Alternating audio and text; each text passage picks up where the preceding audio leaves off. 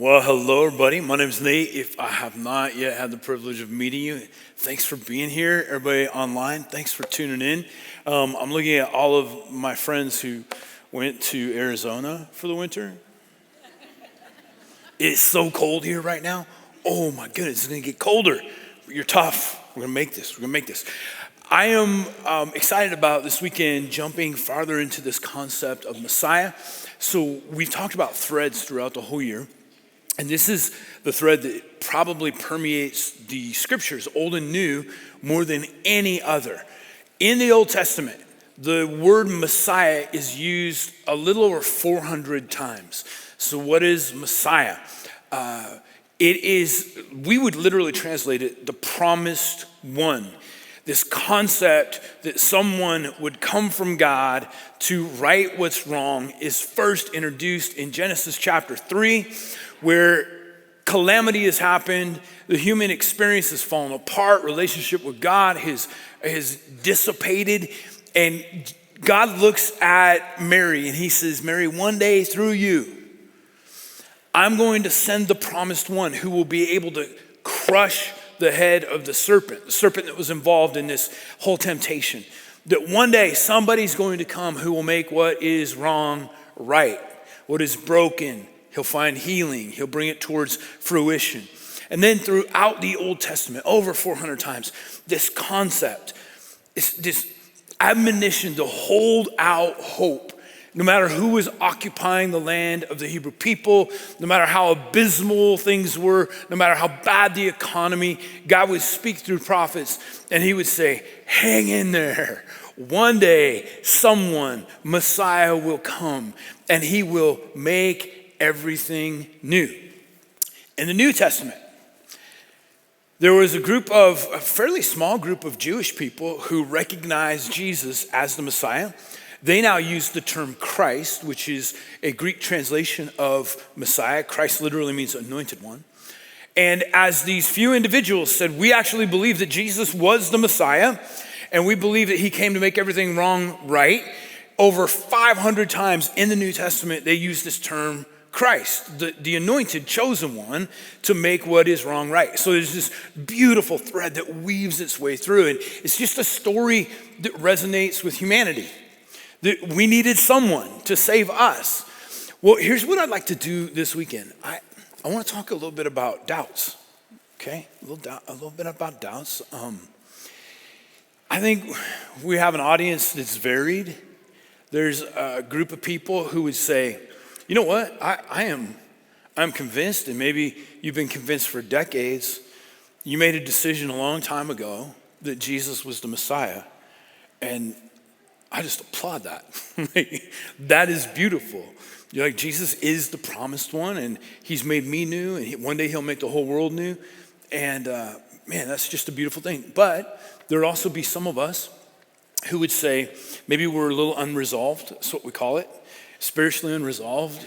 You're like, yeah, I'm really processing this, and the story is beautiful, but there's some elements that are really challenging. And maybe you're even looking at your own life and you're saying, gosh, if he's really Messiah, why isn't the world better? Why isn't my life better? Why is everything so difficult? If Jesus was the Messiah, it seems like life should be different. And then there's another group of us, and this is the group that's really going to relate to the text we're about to read. People who had an assurance that Jesus was the Messiah, but life has changed dramatically. And you're facing something, a broken heart, a broken body, broken expectations, and you're feeling a bit of disillusionment, and you deal with doubts. I can 100% relate to this. You're dealing with doubts and you're wondering, man, at one point I was absolutely convinced that Jesus was my Messiah, my promised one. But now I'm struggling. And here's what I want to read. I want to read from the life of a man named John the Baptist. Let me tell you a little bit about John the Baptist. John is Jesus's cousin, a little bit older, just a few months older. And John comes on the scene in Israel in this really dramatic fashion. He is baptizing people in the Jordan River. And apparently people are coming in droves, tens of thousands of people. And John is saying something that no one has said. The Hebrew people are devout, they're religious, and they're doing their best to apply the first 2/3 of the Bible to their lives as best as they possibly can. They're living in this Roman occupied time. And John is saying this, hey, the biggest problem isn't who occupies our land or who's in power. There's a deeper problem. And he says the problem is our hearts. It's human sin. So he's calling them to, Hebrew is mikvah, baptism. He's calling them to be baptized, but not to wash off the filth of other people. He says, I want you to be baptized for the remittance of sins, for what's broken inside of you. And so people are responding. And one day, guess who shows up? His cousin Jesus. John's like peculiar in every aspect. We're told that he lives in the desert. His diet consists of locusts and wild honey. One sounds good, the other not, right? Like the honey part I could do. And he wears camel hair. So he's like, just imagine a guy who's completely out of fashion. You know, wearing itchy camel hair, eating locusts and wild honey. And it seems quite likely that he has taken a Nazirite vow, which has its roots in the Old Testament. And as a Nazirite, you pledged a couple things to God. One is you would never drink any alcohol. You'd never be around any type of corpse. And the third thing is you'd never cut your hair. So like, get your mental image of John the Baptist. Like his beard's this long, his hair's out here. He's wearing camel hair. He's just snacking on a locust as you come up to be baptized. And John has this experience where he sees his cousin Jesus in a brand new light. John is going to be the first person in Jesus' adult life to publicly identify him as the Messiah. Let's read this together. John chapter 1. The next day, John saw Jesus coming toward him and said, look, the Lamb of God. A complete messianic theme here. So lambs are always associated with sin and the sacrificial system. And John, in front of all the people that have gathered, he looks at Jesus and just this emphatic statement comes out of his mouth. Look at him. He's the Lamb of God who, this is a huge statement as well, who takes away the sin of the world. Now, I'm sure the listeners don't even know what that means, but look, that person right there, he's the one that's sent from God, and he is going to do something that I cannot do. He is going to do something that the religious system that we've been applying ourselves to for centuries cannot do. It's actually going to take away the sins of the world.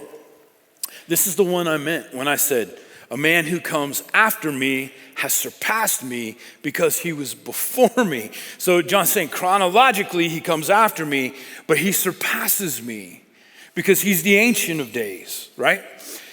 I myself did not know him, but the reason I came baptizing with water was that he might be revealed to Israel. John says, my whole existence, this whole thing I'm doing in the desert is pointing towards him.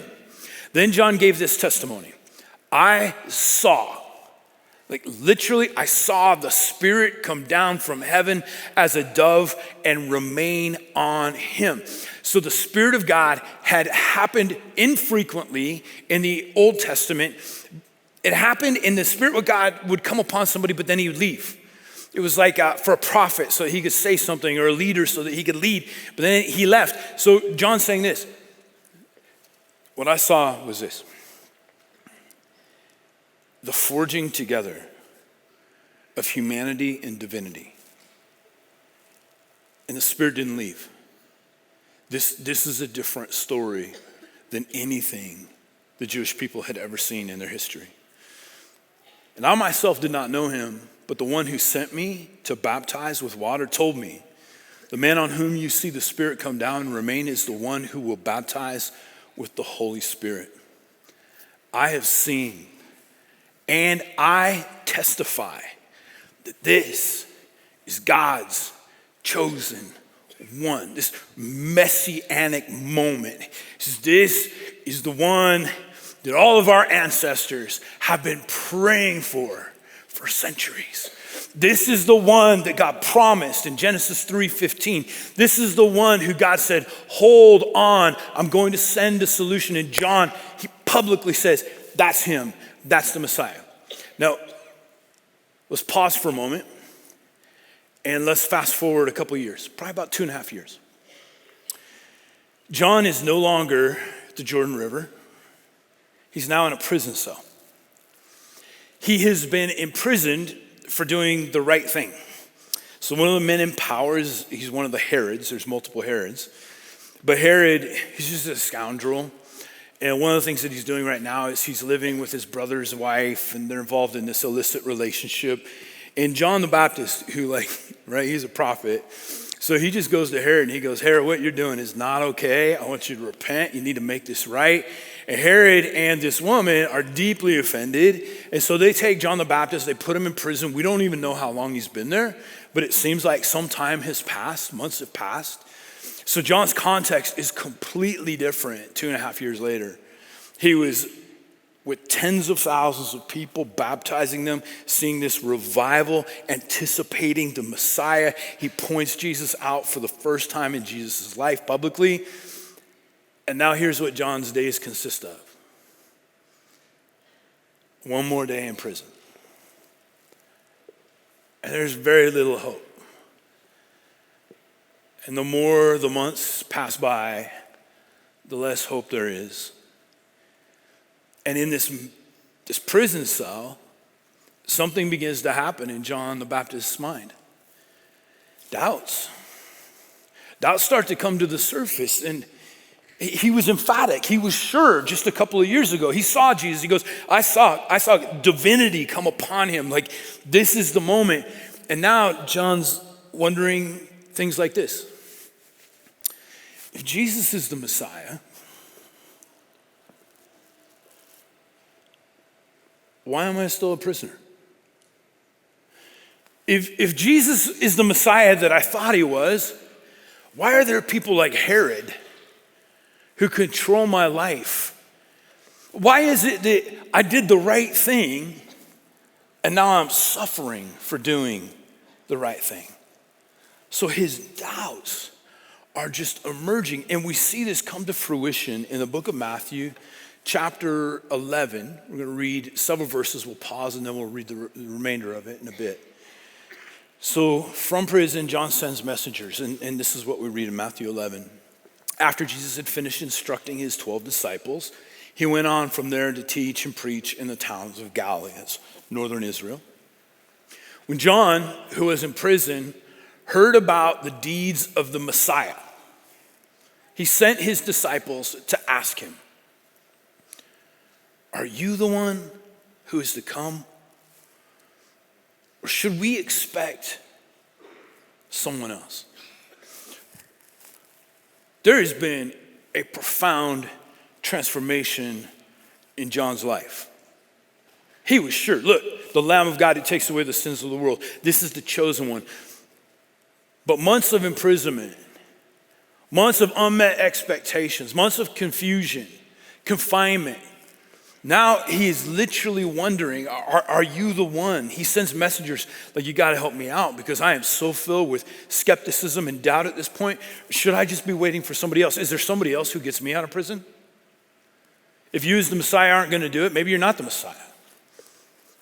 Jesus replied, go back and report to John what you hear and see. Remember, John had heard and seen the Spirit come upon Jesus like a dove. He goes, now I want you to send this message back to John. By the way, notice, Jesus doesn't go like, are you kidding me? My own cousin? Like you saw it, you experienced it. Jesus is like, no, here's my answer. When you're in doubt, here's what I want you to do. Go back and report what you see and hear. The blind receive sight. The lame walk. Those who have leprosy are cleansed. The deaf hear. This is all about human restoration, right? This is all about people who are broken finding hope and healing. The dead are raised, and the good news is proclaimed to the poor. This isn't just for the privileged. This is like everybody who needs it. This is available. And then notice this statement. We're going to have to talk about this. Jesus looks at his disciples and said, "Blessed is anyone who does not stumble on account of me." Jesus acknowledges that he can be really difficult. He can make people stumble. Okay, let's talk about this for a moment. What do we do when we doubt? Where do we go with doubts? Is it okay to have doubts? How do you eliminate doubts? What does God think about our doubts? Number one, when we're experiencing doubt and uncertainty, here's the first thing we read. Elevate your perspective. Elevate your perspective. So here's what Jesus says. I want you to tell John this. I want you to tell John that things are happening in people's lives that do not naturally happen. I want you to tell John that even though his context is abysmal, even though he's not freed from prison, even though, by the way, John's gonna lose his life, he'll be beheaded. Even though he doesn't have much hope, I want you to tell him to raise his perspective and to look out and see what is happening in other people's lives. So I think this principle exists for human beings then and now, is that when my life has become difficult, when I'm struggling, when God hasn't met my expectations, I begin to look and I begin to ask these questions, and they become more and more internally focused. Like, why me? Why is my body broken? Why is my heart broken? Why hasn't Jesus made me happy and joyful and all these things that people said would happen in my life? This is my context.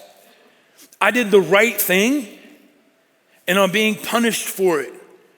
Couldn't Jesus just like show up and look at the prison walls and say, "Rocks fall," and say, "Chains come off"? I mean, John had to have been fantasizing about this, that maybe my cousin is gonna come and like, I'll be free and I'll walk out of this prison and my life will be what it was once in the past. And here's what Jesus says to people who are struggling because life isn't what you thought it would be. He says, I want you to look up. You gotta look past your own world and your own hurt and your own circumstances. And I want you to look to see what God is doing, that God is afoot and that people are being restored, that life is being made new. And what does that look like in our world? Okay, when I'm struggling because my life is difficult, here's what I think God does. This is Nate. I want you to look up. I want you to look up at hundreds and hundreds of addicts who get to come through these walls and find freedom for the very first time in their life. I want you to look up. I want you to know that, talked to a friend this week, the 45 women at the women's prison here in Billings are joining us for service this weekend.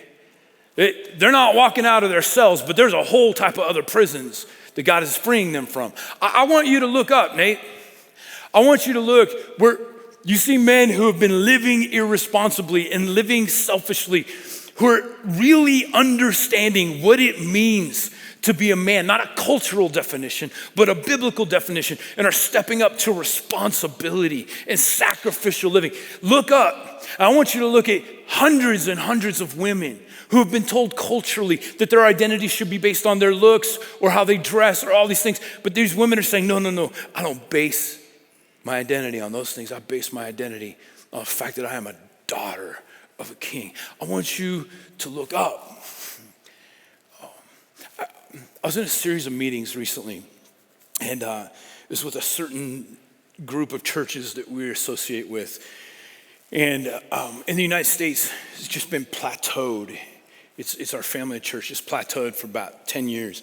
It just feels a little abysmal. We've got 1,600 churches, and we had 1,600 churches 5 years ago. And then somebody in the room who leads our missions organization just cleared their throat and said, I know that things are tough in the US, but did you know that in the last few years, we've grown to 72,000 churches globally?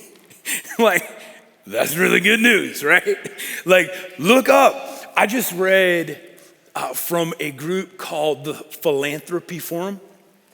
They just published this study that in 2022, Christians in the United States of America gave $300 billion to address poverty.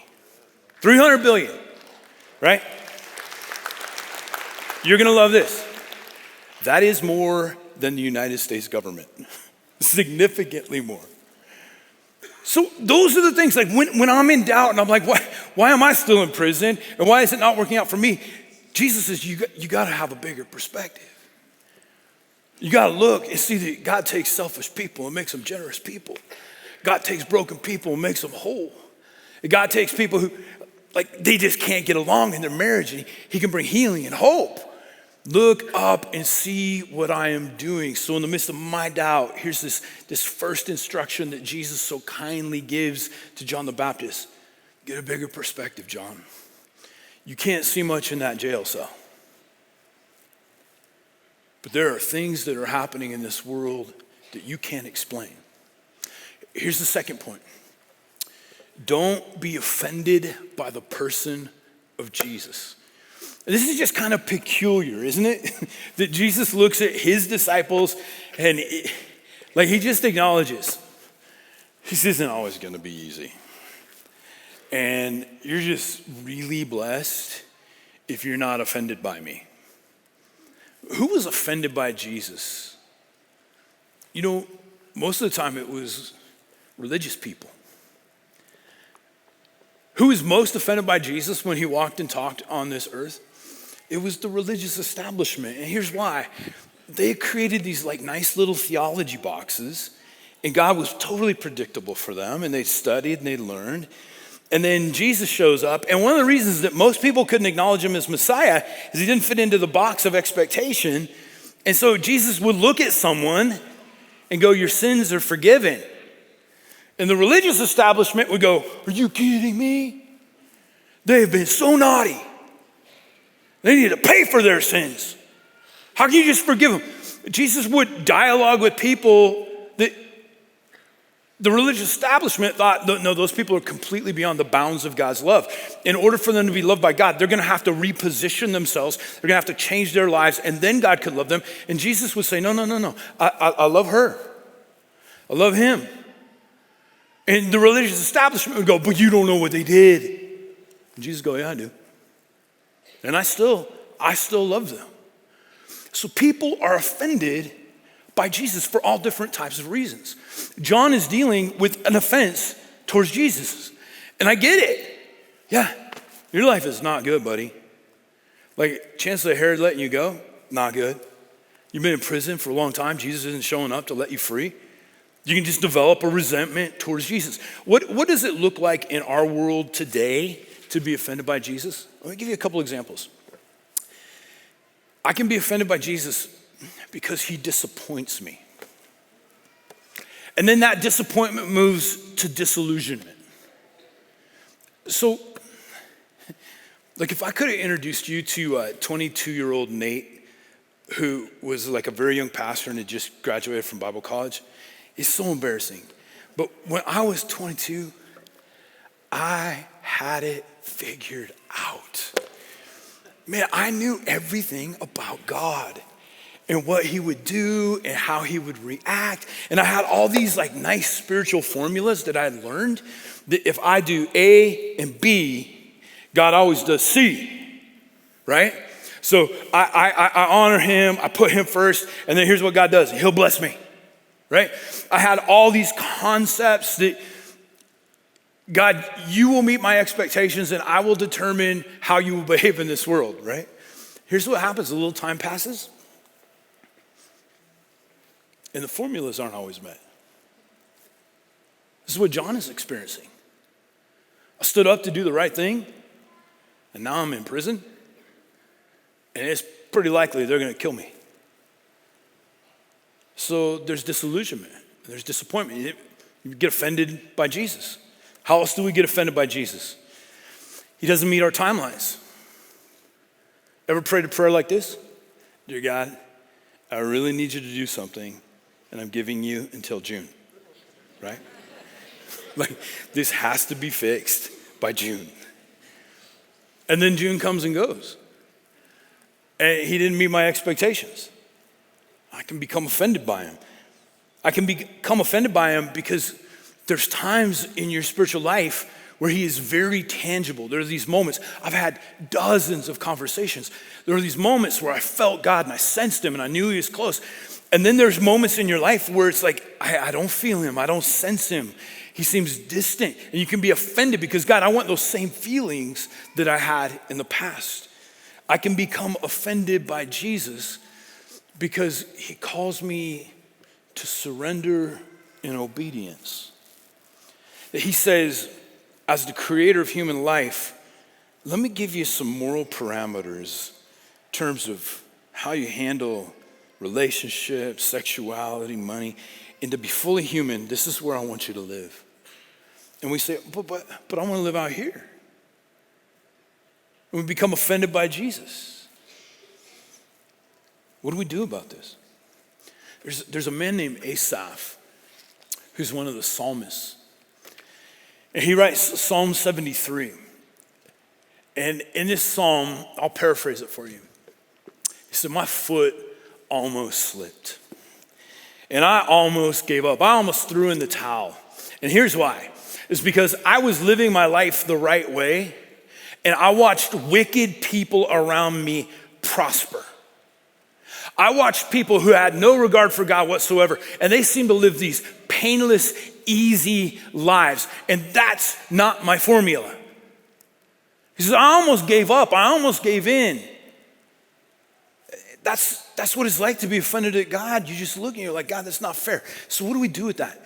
Ultimately, I think in order to not be offended by Jesus, I have to be willing to say this. You are the Messiah. You are the Lord.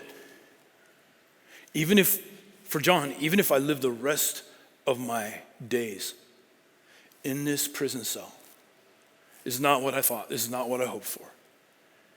And yet, I refuse to be offended. I refuse to determine what my future is. You're a Messiah, even if I never leave this place. And in each of our lives, when doubts creep in, do I want to be offended by Jesus?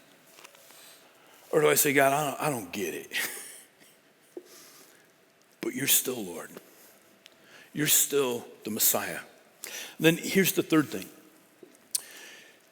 Questions in faith can exist side by side. I really believe that they can. So you've got this new thing that's happened the past couple of years.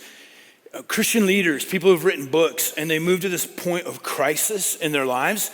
Then they go through what people call deconstruction, where oftentimes all these questions overwhelm them and they deconstruct their faith entirely and say, hey, what I wrote that book about, I was wrong.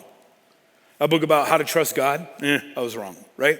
So there's movement towards deconstruction. And I wonder if part of what is behind that is this thought that you cannot have any questions and have faith simultaneously. I used to feel so guilty when I had questions, right?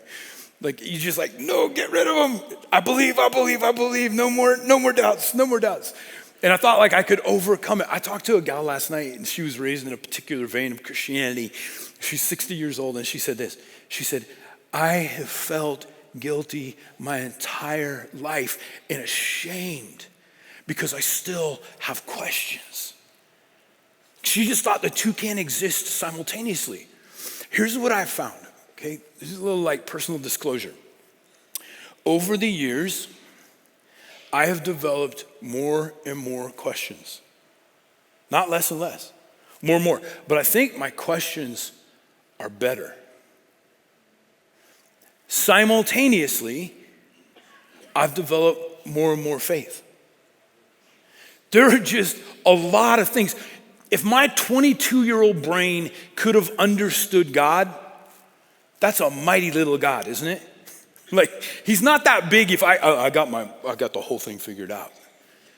The longer I live, the more mystery and awe there is. And the more like I've got questions, but I've got faith in the midst of my questions. Now you can go through tragedy and I can bury people at far too young of an age. And I think, God, I don't understand that, but I still believe. I still believe questions and faith can exist simultaneously. I don't have to feel guilt and shame. In fact, read the Psalms sometimes. Sometimes actually the Psalms bug me because I think about 3/4 of them are people just whining at God. Just like, it's so hard. It's not fair, right? But the ancient Hebrews just felt completely comfortable going to God with their questions. They're like, God, why is this happening to me? David, this warrior guy, sometimes he's like a big baby, isn't he? It's like, oh, I don't like it, Lord. And God's like, go bring it. Let's talk about it. I'll listen to you. I'll listen to that. So the two can exist simultaneously. Now I want to finish this passage and look at our last point. So we'll pick up back in Matthew chapter 11. As John's disciples were leaving, okay, so Jesus just said to them, go back and tell John. Go tell John what you see, what you hear about the restoration of humanity, and like, don't be offended by me. So as John's disciples were leaving, Jesus began to speak to the crowd about John. What did you go out into the wilderness to see?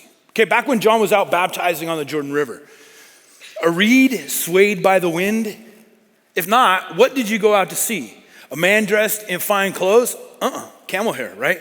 No, those who wear fine clothes are in the king's palaces. Then what did you go out to see? A prophet? Yeah. I tell you, am more than a prophet. This is the one. You remember that John the Baptist said about Jesus? This is the one. Now Jesus says about John, this is the one about whom it is written. And here's what's going to happen. This section right here is from the book of Isaiah. John declared this early in the book when they came and said, who are you? Are you the Messiah? John says, no. It goes back to Isaiah and he says, I am the voice of one calling in the wilderness, make straight the way of the Lord. He roots his identity in the ancient Jewish scriptures written 750 years before he lived. And here's what Jesus does. When John is uncertain, he roots John's identity back in that same passage. I will send my messenger ahead of you who will prepare your way before you. Truly, I tell you, among those born of women, there has not risen anyone greater than John the Baptist. Yet, whoever is least in the kingdom of heaven is greater than he. So here's my question. How does Jesus respond to my doubt? Here's point number 4. When I forget who Jesus is, he doesn't forget who I am. When I am completely lost and I'm not sure what I believe anymore, he knows who I am. Imagine how this could have come about. That Jesus could have looked at his disciples and said, man, you kidding me? The one guy who saw it all happen, the guy that first publicly identified me, he's doubting me. Oh, you people, little faith. God, I can't believe this. Believe, people, believe. But instead of being offended by John's doubts, when I forget who Jesus is, he remembers who I am. And he says, guys, I want to tell you something about John, who just expressed his doubts. There's nobody greater. This guy is a prophet. This guy is who Isaiah talked about. Jesus believes in John even when John doesn't believe in him. And I believe that is true. When we're not sure who Jesus is, when we're dealing with our struggles and our doubts, Jesus still believes in you. He does not give up on you. He still says, no, that one, he's my son. She's my daughter. She's struggling right now, but I still believe. I know who they are. I created them. I've given them their identity. And so I can deal with my doubts and I can go to them and I don't have to worry and shame. Jesus still believes in me when I'm not sure what I believe about him. Let me give you one other example. One of the disciples, there's 11 that remain. One of them's named Thomas. We often refer to him as Doubting Thomas. He happens to be out of the room the first time that Jesus appears after his death. So the resurrected Jesus appears in like bummer timing for Thomas. He's down at like 7-Eleven or something. And like he walks back with his big gulp and he's like, hey guys, what's going on? And they're like, you're not gonna believe what just happened. Jesus showed up in this room. And Thomas looks at them. These are his 10 like buddies. He goes, you guys are crazy. It's mass delusion. There is no way. And Thomas says this, unless I can put my fingers in the holes that the nails drove in his wrist, and I can see, I can touch where the spear pierced him in his side, I will never believe. I need verifiable proof. Well, a couple days later, who shows up? Jesus shows up. And I love this.